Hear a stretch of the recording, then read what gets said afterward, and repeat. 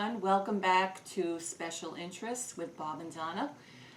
Bob Banfelder and Donna Durasmo. For those of you who haven't visited our channel before, just so that you know who we are, I'm a retired educator from the New York City Board of Education. I retired about 16 years ago, luckily. Very lucky to have that. And Bob Banfelder, is an award-winning crime thriller novelist and outdoors writer. He's written many articles, and he has award-winning crime thriller novels. As I said, he's a member of the Outdoor Writers Association of America and the New York State Outdoor Writers Association. And we're both very proud members of the Trumansburg Fish and Game Club. It's a wonderful, wonderful club up in central New York. And we're going to be talking about Central New York today because it's kind of pertinent to what we're experiencing here. Our last show, which is titled Concealed Full Carry Permits for Law-Abiding Citizens, you will find on our YouTube channel. We did that about a few weeks ago, and what we're going to be talking about today is a follow-up to that show about law-abiding citizens being able to have full carry permits, concealed full carry permits in the state of New York. Wishful thinking. There are a lot of rules and regulations, and some of them really don't make any sense. But I'm going to let Bob get into that for you, and hopefully you'll give us a like and subscribe to our channel. And we'd be interested in you sharing your comments as well. So I'm going to leave it to Bob. Okay, as Donna just mentioned, the emphasis, the focus here will be on travel. Let's take our state. Let's take the state of New York, for example. With the state of New York sportsman's type pistol carry license, civilians are subjected to a number of inane restrictions when traveling in their vehicle from one destination to another.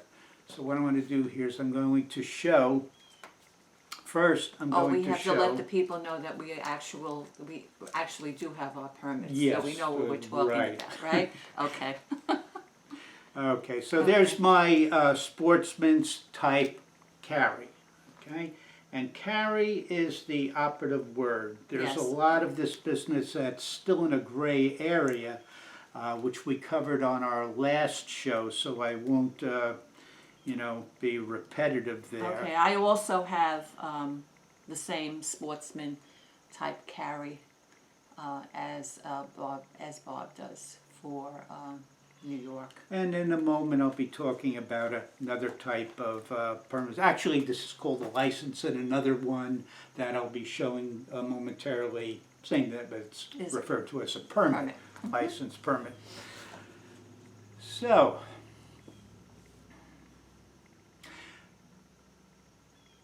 the 5 boroughs of New York City, I'll throw that over to you. This is a test, Donna, the 5 boroughs. Okay, well, first of all, I was born in Manhattan. I lived in Queens. We have Staten Island, Bronx, Brooklyn. And Brooklyn. So those are the 5. I almost forgot Brooklyn, but that's another country. I always say that. All right, and we'll be focusing on a little bit as we travel north. We have to go through Queens and the Well, just so that you know, Bronx. folks, we're out on Long Island, so when we travel, we have to go on the Long Island highways. And most often we're on the Long Island Expressway. So from here and on Long Island, when the Long Island Expressway, of course, goes through Queens. So once we hit Queens, we're in the New York City line until we leave the Bronx. But Bob will explain. So the problem. Once again, the 5 boroughs of New York City: Staten Island, Brooklyn, Manhattan, Bronx, and Queens. You're restricted and concealed carry. You're in the city limits. It's a no-no. Law-abiding handgun license owners, so says Bob Banfelder, Donna Erasmo, should be permitted to carry concealed while traveling uninterrupted, period. Both Don and I have State of New York, County of the Sheriff's Office, sportsman's type pistol carry licenses, as we just shown you. And that's where we're in Suffolk County on Long Island. When traveling by vehicle from Suffolk County, Long Island to upstate New York, or heading, say, northwest to central New York, we first have to pass through Queens and then the Bronx.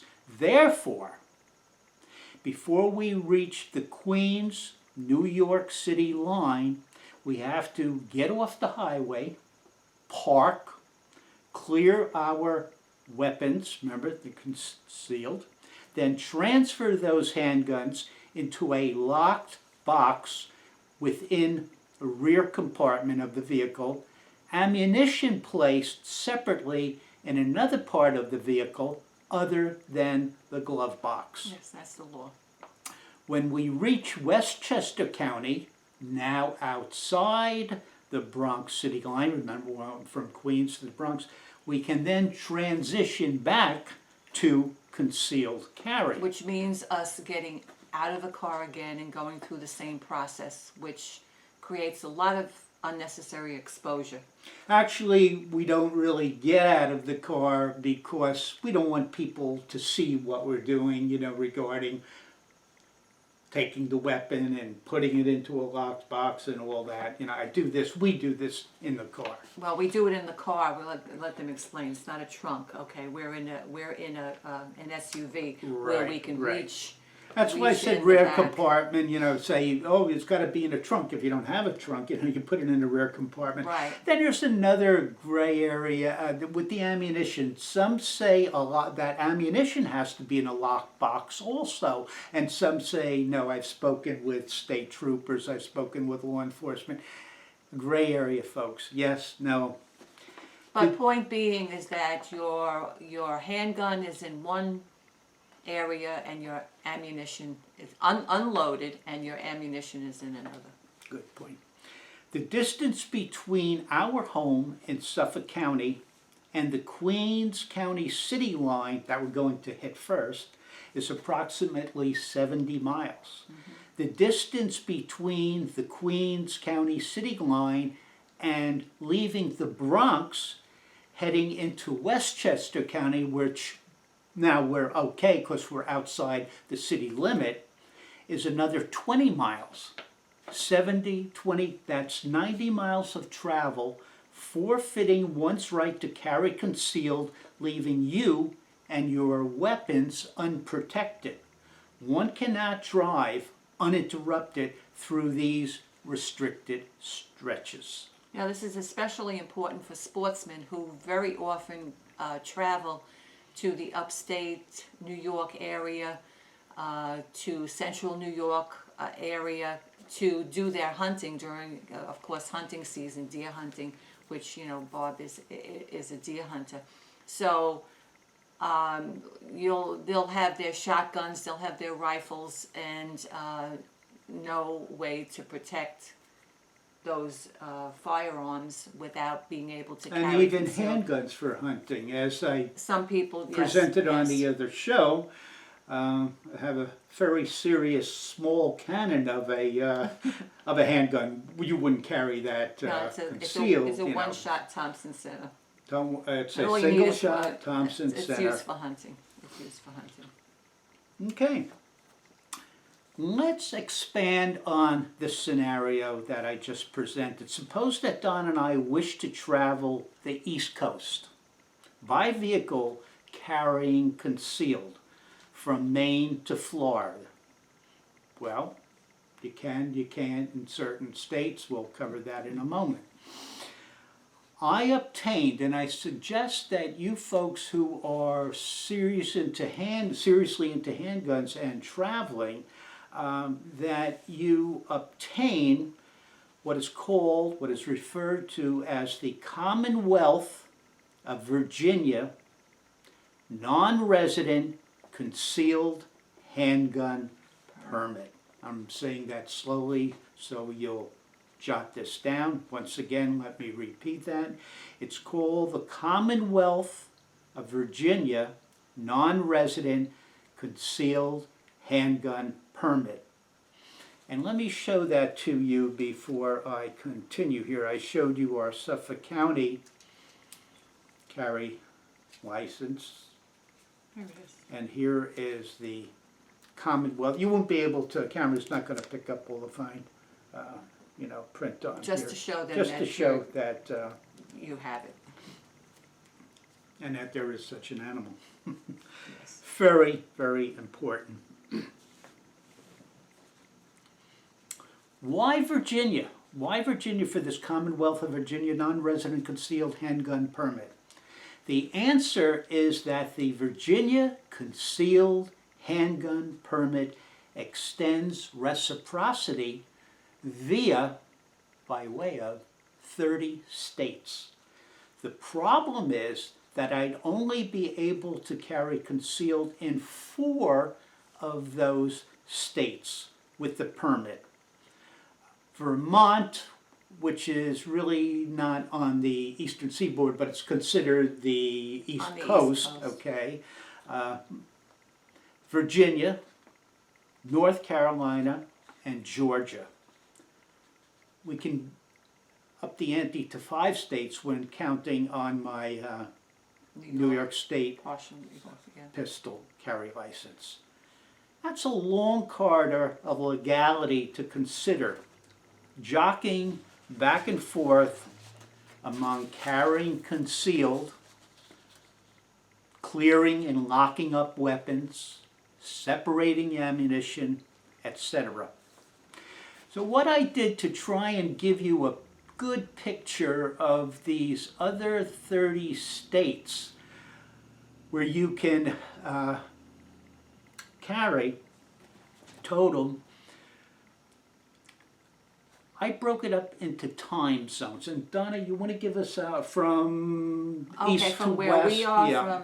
I hope this is in order, but anyway, the 4 time zones would be your eastern, your central, your mountain, and your Pacific Right.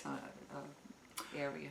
Conversely, if headed west, then either north or south through the central and mountain time zones, in other words, the middle 2 in the United States, one is covered quite nicely among most of those states because the Commonwealth of Virginia non-resident concealed handgun permit allows concealed handgun carry.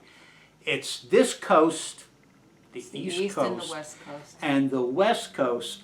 A lot of liberals out there and on both those coasts. Whatever, yeah, I guess. That's a total of 30 states throughout the United States. The remaining 20 states, most of them locked away in time within the Eastern and Pacific time zones, are well behind the times. Little pun there, folks. If one passes a thorough background check for handgun carry, such as in the state of New York, which happens to have the strongest gun laws in the nation, Bob Banfelder, Donna Durasmo, and many of you out there feel that we should be able to carry concealed while traveling in his or her vehicle throughout the United States, period. Such nonsense as having to lock away one's handgun and separate its ammunition when traveling is inane, for it negates the very purpose of carrying concealed and establishing protection of your weapon in the first place. A sensible first step solution to this dilemma would be to amend the law whereby a person may continue to drive uninterrupted while carrying concealed through these restricted areas and or states. Where stops en route become necessary for a person to leave the vehicle, such as visiting the restroom, such as getting gas, one should be allowed to carry concealed. When grabbing a bite to eat, or food shopping, or securing overnight luggage, lodging, the law should be changed to allow law-abiding citizens to carry concealed. As we continue down this often frustrating path, hopefully more and more states will note the need to eventually relax, not tighten their restrictions, and join the other 30 states in light of the current and continuing mass shootings and other violence we've seen of late. At our malls, busy shopping centers, on the streets of our towns and cities, during a well-attended events and venues, even in our schools. The response to these kind of horrific events should be to allow concealed handgun carry type licenses, permits to highly trained, law-abiding citizens in order to protect themselves as well as others. Donna and I wholly appreciate those of you who have been following us on our eclectic YouTube channel. Referencing our last segment titled, as Donna mentioned, Concealed Full Carry Permits for Law-Abiding Citizens, we have posited the whys and wherefores. The didactic detail we strive to hammer home is that there is a world of difference between a handgun-trained civilian, a well-trained handgun civilian, and a highly trained handgun civilian. For these comparisons range from adequate to exceptional. Some of the best firearms training that a person can receive in this country, whether he or she is a civilian or connected with law enforcement, is conducted at a front site Firearms Training Institute in Pahrump, Nevada, and I'll spell that P-A-H-R-U-M-P, Pahrump, Nevada. Think I'm pronouncing that right? Sounds good to Okay. me.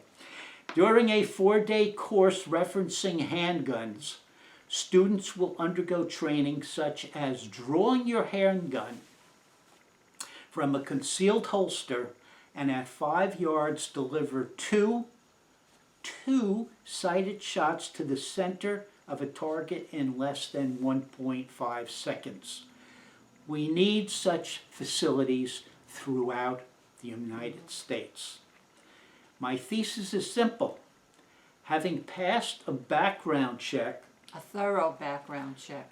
now not all thorough. New York is thorough. There's Well, some that are And the other a states bit as lax. well. That's You know, why some states are more lax than we are here. having passed a background check, New York State licensed handgun carry holders receiving professional training at a facility such as Front Sight or such similar training at a state-approved facility. Let's start building them. Talk about a money grab, they'll make a fortune. And having satisfied their instructor's requirements, licensees should be permitted to carry concealed in New York State and elsewhere throughout the nation. Yes, it's high time, folks. And Donna, why don't you conclude for us I'll here? conclude by again mentioning our other video that we did regarding this subject, and which this one is a follow-up of. It is titled Concealed Full Carry Permits for Law-Abiding Citizens. And we thoroughly advocate the fact that it is highly necessary for people to be able to handle a handgun properly, not just go off or to the range and shoot it a couple of times and think that you're proficient. No, the people at Front Sight put you through the rigors. They absolutely put you through the rigors on how to handle a weapon. Safety being the primary thing. I think they spend a lot of time on safety The procedures. first day is primarily All safety. safety procedures. But to Boring, could be a bit boring for some, well, well-versed but it's necessary. students, it's but necessary. it's necessary. That's it. Okay. Bob is just showing you that. Handle a gun, Did you check? we can see that, They're well, not you loaded. can't see, They're not loaded. but we're not loaded. Magazine is out, but this is not good enough that I'm telling you that it's unloaded. You can see perhaps that it's unloaded, but you want to feel there could be a round in there. this chamber, okay? This is Donna's gun, handgun, and this is Bobby's PPK, Walther. And mine And is Donna. a 6 Sauer. 6 Sauer. She got a very nice weapon here. 6 Sauer company is fantastic. This is Donna's P232 SL, made in Germany. Nice weapon. Okay, So- folks. Well, there you have it. Please share your thoughts with us and subscribe to our channel, Special Interest with Bob and Donna. You never know what we're going to be doing because we are an eclectic channel. And we will see you next time. I'm waiting for you to say, and I should have put my finger here I think too. you did, honey. Okay. I think you did. Okay. Thank you for watching Special Interest with Bob and Donna. We'll see you next time.